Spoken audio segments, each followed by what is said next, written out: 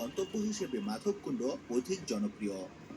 নিজস্ব যানবাহন অথবা রাতের বাসে রওনা দিয়ে সকাল 8টা থেকে 10টার মধ্যে মাধবকুণ্ড ইকো পার্ক পৌঁছতে পারবেন।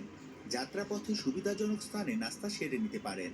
চাইলে মাধবকুণ্ড ইকো পার্কের সামনে অবস্থিত হোটেল থেকেও নাস্তা করতে পারবেন। ইকো পার্কে প্রবেশের জন্য জনপ্রতি 10 টাকা করে টিকিট কাটতে হবে।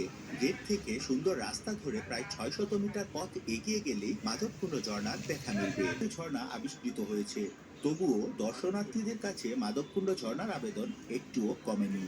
ভ্রমণ গাইডের এই ভিডিওতে জানবো মাধবকুণ্ড ইকো পার্ক যাওয়ার উপায়, কোথায় খাবেন, কোথায় থাকবেন, কি কি ঘুরে দেখবেন, খরচের তথ্য এবং ট্যুর প্ল্যান সহ একটি পরিপূর্ণ ভ্রমণ নির্দেশনা।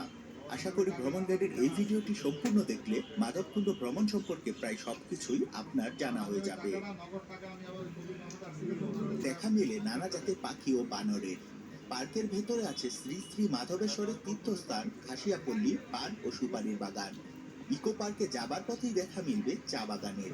দুই পাশে চা বাগানের মাঝখান দিয়ে চলে গেছে রাস্তা। এই ইকো পার্ককে ঘিরে পর্যটন কর্পোরেশন নির্মাণ করেছে পর্যটন restaurant, rest house, watch tower সহ বিভিন্ন স্থাপনা। ওয়াচ টাওয়ার থেকে ইকো পার্ক ও ইকো পার্কের অপূর্ব সুন্দর দৃশ্য দেখা যায়। বর্ষাকালে মাধবকুণ্ড ঝর্ণায় সর্বাধিক পানি প্রবাহ থাকলেও শীতকালে এই ঝর্ণা মোটেও দর্শনার্থীদের হতাশ করে না। তাই বছর জুড়ে মাধবকুণ্ড ইকো পার্কে পর্যটকদের আনাগোনা থাকে।